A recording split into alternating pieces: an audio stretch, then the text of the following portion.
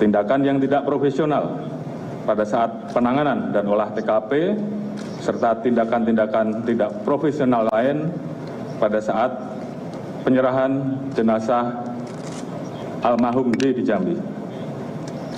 Oleh karena itu, untuk membuat terang dan menghilangkan hambatan-hambatan penyidikan, beberapa waktu yang lalu kami telah mengambil keputusan penonaktifan Kapolres Metro Selatan, Karopaminal, Kadif Propampori, Karoprovos. Kemudian tim sus juga telah melakukan pemeriksaan terhadap pelanggaran kode etik profesi Polri ataupun tindakan untuk merusak, menghilangkan barang bukti, mengaburkan, dan merekayasa dengan melakukan mutasi ke Yanma Polri, dan saat ini semuanya dilakukan pemeriksaan. Kemarin ada 25 personil yang kita periksa dan saat ini bertambah menjadi 31 personil. Kita juga telah melakukan penempatan khusus kepada 4 personil beberapa waktu yang lalu, dan saat ini bertambah menjadi 11 personil Polri, terdiri dari 1 bintang 2, 2 bintang 1, 2 kombes, 3 AKBP, 2 kompol, dan 1 AKP. Dan ini kemungkinan masih bisa bertambah. Selanjutnya, untuk menjaga transparansi dan akuntabilitas dalam penanganan kasus ini, kita telah melibatkan pihak-pihak eksternal seperti rekan-rekan di Komnas HAM yang saat ini masih terus bekerja, dan juga mitra kami di Kompolnas selaku pengawas kepolisian. Kami juga telah memberikan ruang seluas-luasnya kepada masyarakat, terutama keluarga korban, seperti beberapa waktu yang lalu, untuk kita berikan ruang otopsi ulang atau ekshumasi, dan juga melayani laporan polisi dari pihak korban. Dan tentunya ini adalah merupakan wujud transparansi yang kami lakukan. Alhamdulillah, saat ini tim sus telah mendapatkan titik terang dengan melakukan proses-proses penanganan dan pemeriksaan secara saintifik dengan melibatkan kedokteran forensik, olah TKP, dengan melibatkan tim puslapor untuk menguji balistik, mengetahui perkenalan alur dan tembakan, pendalaman terhadap CCTV dan handphone oleh puslapor, biometrik identification oleh Pusinafis, serta tindakan lain yang tentunya bersifat ilmiah. Dan juga kami menemukan persesuaian dalam pemeriksaan yang telah kita lakukan terhadap saksi-saksi yang berada di TKP, termasuk saksi-saksi lain yang terkait, juga saudara RE, saudara RR, saudara KM, saudara AR, dan saudara P, dan saudara FS.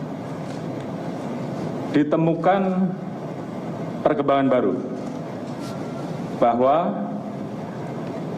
tidak ditemukan, saya ulangi, tidak ditemukan fakta peristiwa tembak menembak seperti yang dilaporkan. Saya ulangi, tidak ditemukan fakta peristiwa tembak menembak seperti yang dilaporkan awal. Tim khusus menemukan bahwa peristiwa yang terjadi adalah peristiwa penembakan terhadap saudara J yang mengakibatkan saudara J meninggal dunia yang dilakukan oleh saudara RE atas perintah saudara FS. Saudara E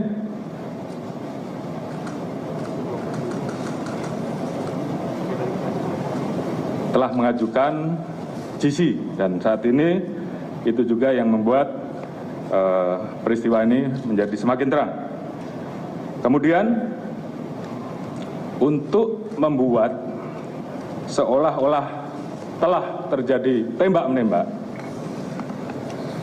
saudara FS melakukan penembakan dengan senjata milik saudara J ke dinding berkali-kali untuk membuat kesan seolah telah terjadi tembak-menembak.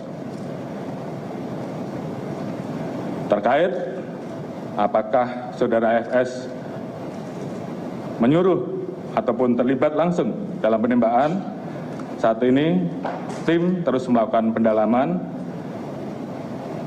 terhadap saksi-saksi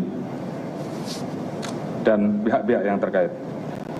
Kemarin kita telah tetapkan 3 orang tersangka, yaitu saudara RE, saudara RR, dan saudara KM.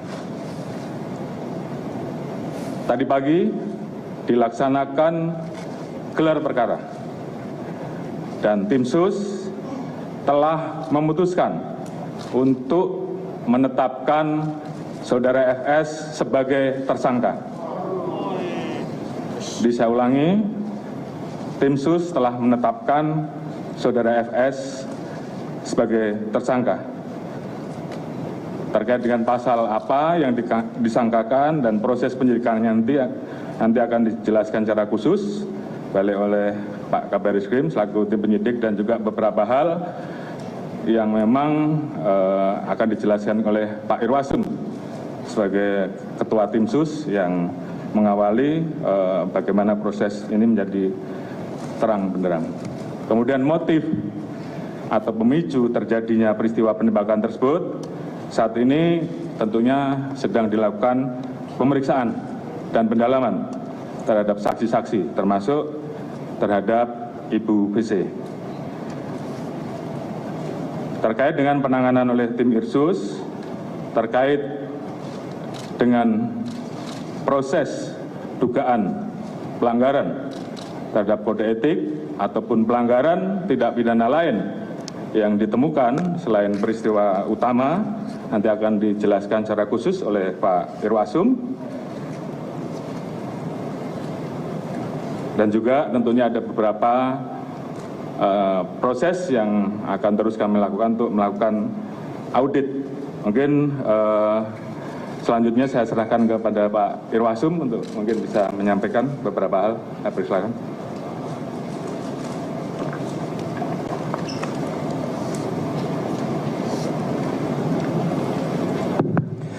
Atas izin Bapak Kapolri dan Bapak Kapolri, kami menyampaikan perkembangan yang dilaksanakan tim sus khususnya dalam pelaksanaan prosek khusus. Bahwa tim sus ini dibentuk oleh Bapak Kapolri yang beranggota lengkap yang langsung sebagai penanggung jawab Bapak Kapolri dari Barreskrim Polri, Itwaskrim Polri, kemudian Mbak Intelkam, SSDM, Pusdokes dan Divteika. Kemudian Bapak Kapolri selalu menekankan pada saat rapat beliau menyampaikan kalau masih ada yang nggak ngerti, Master Teacher selalu siap diajak diskusi. Yuk cobain sekarang, cuma ada di Ruang Guru.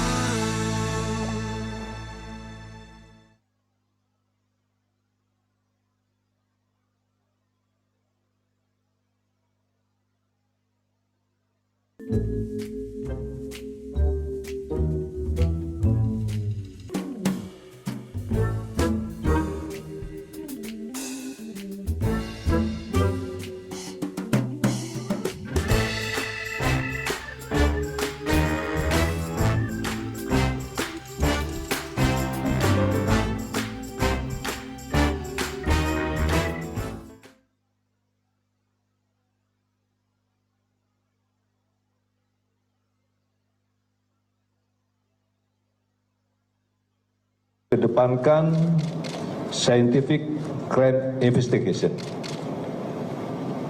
Saya memahami dan tim sus memahami kepada para media dan masyarakat selama 1 minggu pertama dibentuk, kami memahami seolah-olah tim sus tidak bergerak. Kami memahami itu. Karena apa yang diutarakan Bapak Kapolri tadi memang benar. Kami mengalami kesulitan karena pada saat pelaksanaan olah TKP awal dilaksanakan tidak profesional, kurang profesional. Dan beberapa alat bukti pendukung sudah diambil. Selama 1 minggu kami bergerak mendalami, kemudian kami mendapatkan informasi intelijen dari Baintel Kampolri bahwa dijumpai ada beberapa personil yang diketahui mengambil CCTV dan yang lain-lainnya. Oleh karena itu, Itpasum membuat surat perintah gabungan dengan melibatkan di Propam Polri dan Bareskrim Polri telah melaksanakan pemeriksaan khusus kepada 56 personil Polri.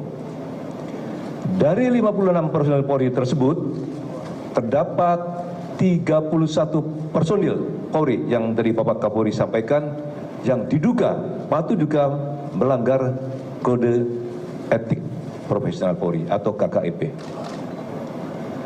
Kemudian yang melakukan pelanggaran, tadi Bapak Kapolri sudah menyampaikan 11 dilaksanakan penempatan khusus yang 3 perwira tinggi ditempatkan di Mako Brimob Polri. Ada hal yang menonjol pada saat melaksanakan pemeriksaan khusus ini terhadap Barada RE yang bersangkutan pada saat dilaksanakan pemeriksaan mendalam ingin menyampaikan unek-unek. Dia pengen menulis sendiri. Tidak usah ditanya Pak, saya menulis sendiri. Yang bersangkutan menulis dari awal bahwa dia melakukan adalah yang bersangkutan.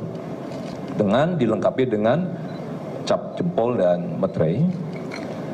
Dari itulah pemeriksaan Riksus karena sudah ada unsur pidananya, maka kita limpahkan kepada Bareskrim Polri untuk melakukan tindakan penyidikan lebih lanjut. Termasuk juga kepada Bribka RR pada saat dilaksanakan pemeriksaan khusus juga demikian. Adanya dugaan tidak pidana maka juga kami limpahkan kepada Bareskrim Polri untuk dilakukan pemeriksaan lebih lanjut.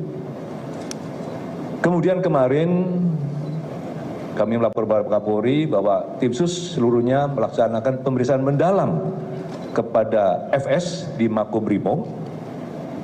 Setelah dilakukan pemeriksaan mendalam, maka juga telah ditemukan bukti yang cukup bahwa FS adalah melakukan tidak pidana. Maka tadi Pak Kapolri menyampaikan setelah dilakukan gelar perkara dan sudah tetap sebagai tersangka. Oleh karena itu, kami menjelaskan bahwa ke-31 personil yang melanggar kode etik Polri, dari Bareskrim Polri ada 2 personil. 1 Pamen, berpangkat Pamen, dan 1 Pama. Di Propam Polri ada 21 personil. Perwira tinggi 3, perwira menengah 8, perwira pertama 4 personil, bintara 4, dan tamtama 2 personil. Kemudian personil Polda Metro Jaya sementara ada 7 personil, perwira pangkat menengah 4 personil, dan perwira pertama 3 personil. Rekan-rekan sekalian,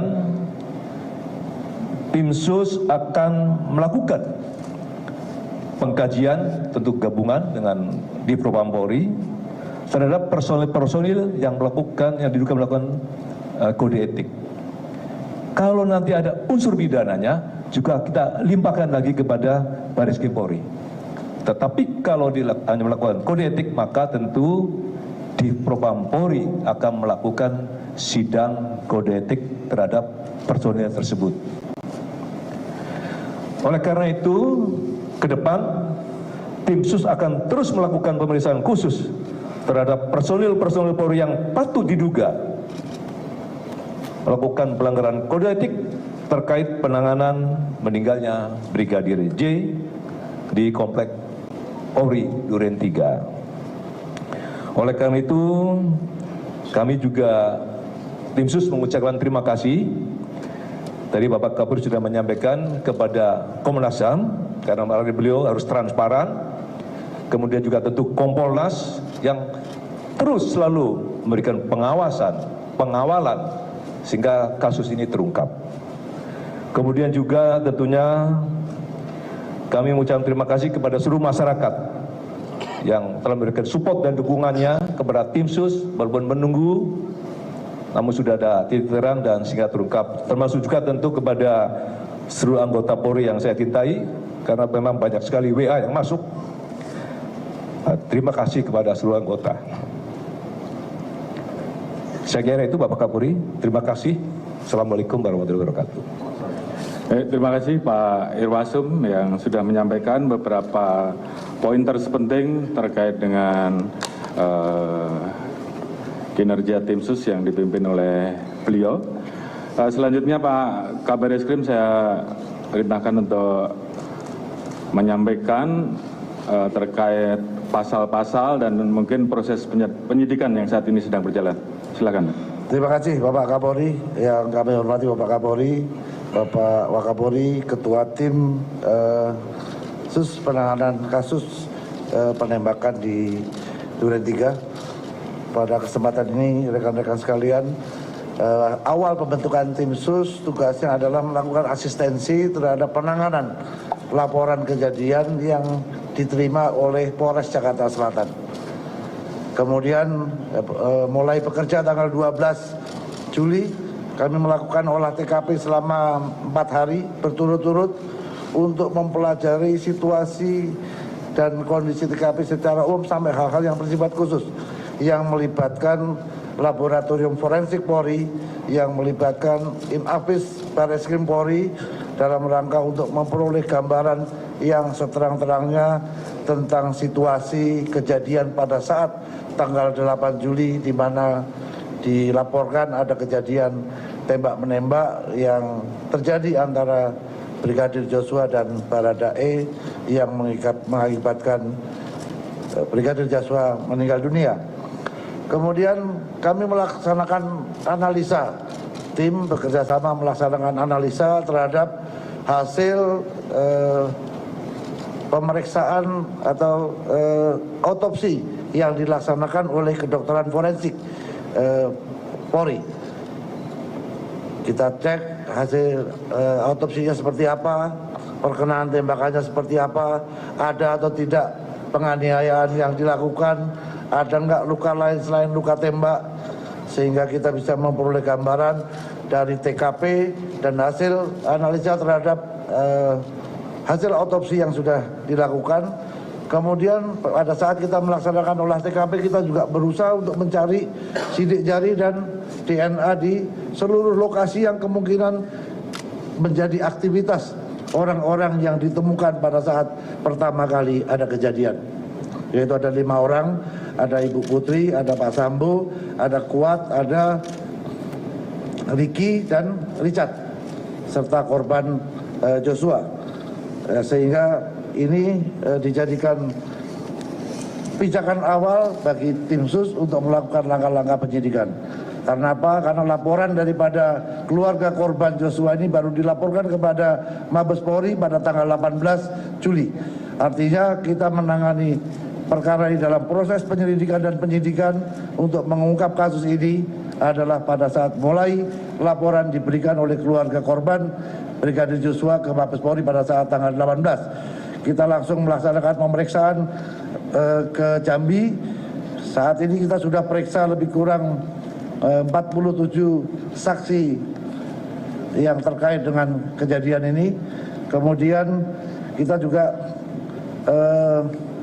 memperoleh ya tadi Pak Irwasum sudah menyampaikan beberapa kendala yang ditemukan selama proses penyidikan dan penyelidikan yang dilakukan, dan syukur alhamdulillah dengan kegigihan daripada seluruh tim yang bekerja, karena mungkin melihat ancaman hukuman pasal 338 Yunto 5556 KUHP cukup tinggi, karena yang bersangkutan tidak merasa punya kepentingan sendiri. Oleh karena itu Baradae ini membuat pengakuan yang disampaikan kepada penyidik setelah dilakukan pemeriksaan secara maraton, dan itu terjadi kepada tersangka-tersangka lainnya sampai bisa mengungkap tabir kejadian yang selama ini menjadi tanda tanya masyarakat. Apakah benar terjadi tembak-menembak atau ada kejadian lain yang disembunyikan dari laporan yang dilakukan. Selama proses penyidikan yang dilakukan, Barreskrim Polri telah menetapkan 4 orang tersangka. Yang pertama, Barada RE. Yang kedua, Bribka RR. Yang ketiga, tersangka KM. Yang terakhir, Irjen Pol FS. Dengan peran dan persangkaan masing-masing tersangka sebagai berikut. Barada RE telah melakukan penembakan terhadap korban. Tersangka RR turut membantu dan menyaksikan penembakan korban. KM turut membantu dan menyaksikan penembakan terhadap korban. Irjen Pol FS menyuruh melakukan dan menskenario peristiwa seolah-olah terjadi peristiwa tembak-menembak di rumah dinas Irjen Pol Ferdi Sambo di Komplek Polri Duren 3. Berdasarkan hasil pemeriksaan keempat tersangka, menurut perannya masing-masing, penyidik menerapkan pasal 340, subsidiar pasal 338, junto pasal 55, 56 KUHP dengan ancaman maksimal hukuman mati, penjara seumur hidup, atau penjara selama-lamanya 20 tahun. Demikian Bapak Kapolri yang dapat kami sampaikan. Mudah-mudahan ini bisa memberikan jawaban kepada masyarakat atas keseriusan institusi Polri untuk menjaga marwahnya kepada masyarakat. Terima kasih.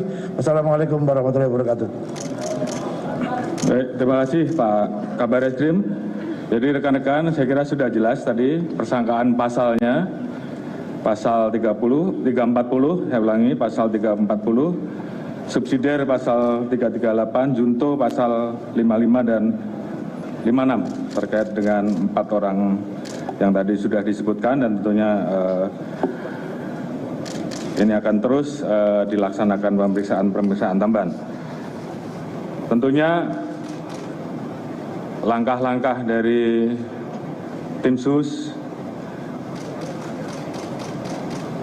ini adalah merupakan wujud komitmen Polri untuk mengusut tuntas perkara ini secara akuntabel, jujur, terbuka, transparan, sesuai dengan harapan masyarakat dan arahan Bapak Presiden untuk mengusut tuntas.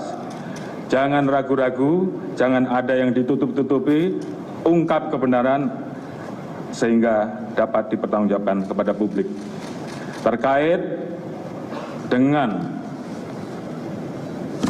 hambatan upaya untuk menghilangkan barang bukti, saya minta kepada tim sus juga lakukan pemeriksaan terhadap saudara FS. Apakah ada perintah dari yang bersangkutan, dan tolong segera laporkan hasilnya. Kemudian tentunya tim sus, karena ini sudah menjadi perhatian publik, saya minta untuk betul-betul segera bisa diselesaikan, terus bekerja keras, sehingga betul-betul kita profesional, akuntabel, dan tentunya pendekatan saintifik yang tentunya akan kita pertanggungjawabkan betul-betul bisa dilakukan dengan profesional. Dan harapan kita semua tentunya kasus ini bisa segera tuntas dan segera kita limpahkan kejaksaan untuk segera bisa diproses sidang. Kemudian terkait dengan temuan-temuan pelanggaran kode etik maupun pelanggaran pidana lain yang ditemukan, agar segera dituntaskan dan segera diproses apakah itu dengan proses pidana atau proses etik untuk segera bisa di sidang etik ataupun segera dituntaskan untuk diproses dan diajukan ke kejaksaan. Tentunya ini menjadi komitmen kami, komitmen Polri untuk betul-betul bisa menjaga marwah dan nama institusi Polri. Tentunya terima kasih tadi disampaikan oleh Pak Irwasum, sekali lagi dukungan dari masyarakat, support dari masyarakat dalam memberikan semangat pada kami untuk mengungkap agar fakta ini menjadi terang benderang, dan ini bagi kami merupakan bentuk kecintaan terhadap institusi Polri. Mungkin itu yang bisa saya sampaikan. Terima kasih. Wassalamualaikum warahmatullahi wabarakatuh. Silakan. Pak, salah satu yang paling menjadi sorotan Pak publik yaitu mengenai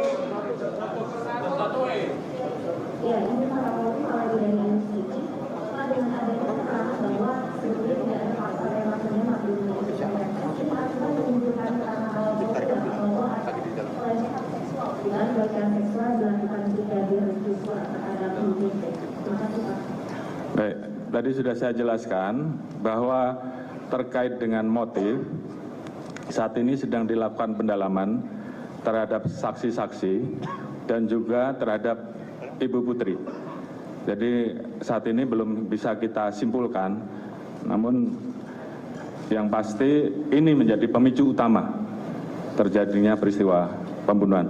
Untuk apa kesimpulannya, tim saat ini terus bekerja, ada beberapa saksi yang saat ini sedang diperiksa dan tentunya nanti akan kita informasikan. Namun yang paling penting peristiwa utamanya, apakah tembak-menembak atau yang terjadi penembakan, ini saya kira tadi sudah dijelaskan secara terang. Silakan, yang lain. Pak mengenai yang pertama itu Pak yang ditanyakan keterlibatan katanya ada penasehat Kapolri yang inisialnya FA itu yang menyusun skenario juga apa itu betul Pak. Dan yang kedua, apa sudah bisa dipastikan bahwa motifnya tidak ada tentang pelecehan seksual, karena itu kayaknya kan juga menentukan beban sosial juga kan. Juga mungkin dia perutnya memberikan diri bisa pernah karena dugaan awal katanya ini pelecehan seksual. Dan yang ketiga mungkin Pak, kenapa PSK-nya tidak mengambilkan seperti kasus-kasus lainnya Pak? Terima kasih Pak. Baik, jadi pertanyaan pertama tadi, kami sedang melakukan pendalaman, tim sedang bekerja. Tentunya apabila kita temukan, pasti kita proses. Terkait dengan motif, tadi sudah kita sampaikan bahwa pendalaman masih terus dilakukan, dan ini tentunya membutuhkan keterangan dari ahli-ahli di samping persesuaian saksi-saksi, sehingga tentunya ini menjadi bagian yang juga harus kami tuntaskan. Pak, izin Pak. Ya Rama Pak dari Radio Sinta Pak. Untuk soal etiknya Pak, ada 31 personil yang diduga melakukan pelanggaran etik dan ini jumlahnya cukup besar. Yang ingin diketahui apa sebenarnya motivasi dari mereka, rata-rata mereka, apakah mereka sadar bahwa apa yang mereka lakukan ini mempengaruhi, bisa mengganggu jalannya penyelidikan. Terima kasih Pak Kapolri.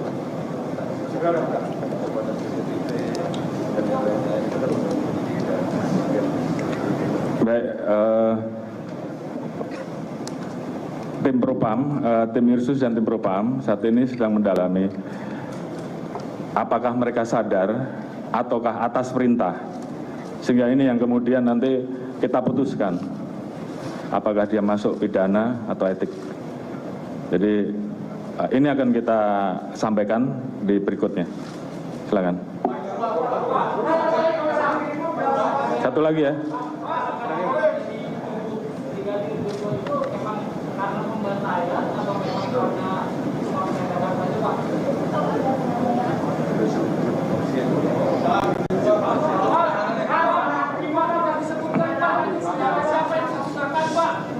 Sudah. Penembakan yang dilakukan terhadap diri tadi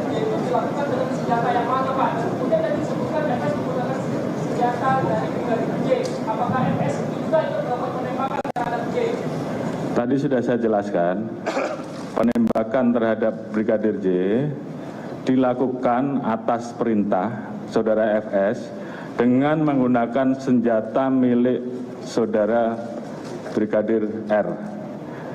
Terkait dengan apakah FS ikut menembak, ini sedang dilakukan pendalaman karena ada beberapa pendalaman-pendalaman terkait dengan saksi, kemudian bukti saintifik yang sedang kita dalami, dan kemudian yang digunakan untuk melakukan penembakan ke dinding adalah senjata milik Saudara J. Jelas ya? Saya kira cukup.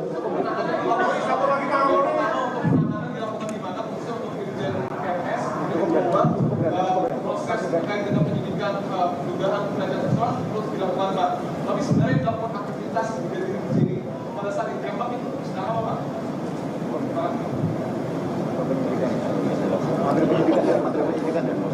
Baik, saya kira ini sifatnya sangat teknis dan menjadi materi bagian oleh penyidikan yang nanti akan dipertanggungjawabkan ke pengadilan ya. Jadi supaya semuanya nanti terang benderang pada saat proses di persidangan. Namun paling tidak secara garis besar apa yang menjadi pertanyaan publik selama ini tentunya sudah kita jawab. Terkait dengan posisi Irjen FS saat ini dipatsuskan di Rutan Brimob, tentunya setelah penetapan tersangka akan ditahan dan nanti akan diputuskan oleh tim apakah ditahan di Rutan Brimob atau tempat yang lain. Nanti akan diputuskan setelah pemeriksaan beliau sebagai pemeriksaan FS sebagai tersangka.